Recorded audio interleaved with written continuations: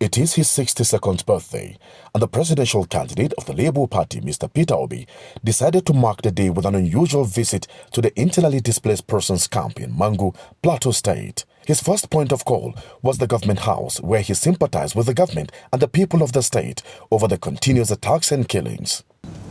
Nigerians cannot live in IDP camps in their home. Nigerians cannot be killed in their home. Plateau used to be one of the most peaceful places in Nigeria. Plateau State Governor Caleb Mutfwang thanked Mr. Obi for his support to the state at this time of difficulty, assuring him that the state will in no time return to its position as home of peace and tourism.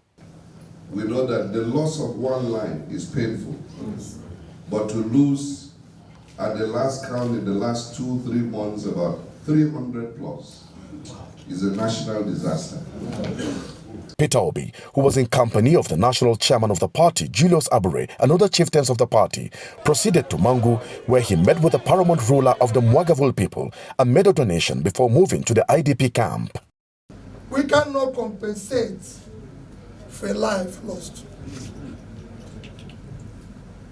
We can afford to show our support and say never again.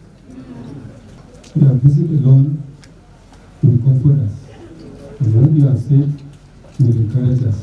By this is coming, it's a clear indication that farmers will go back to their various homes. Now that it's farming season. The visit by the presidential candidate of the Labour Party to this IDP camp in Mangu has no doubt brought a renewed hope for the victims who are eagerly waiting to return back home and continue with their means of livelihood, which is farming. Dan Masani, Dan Kwada,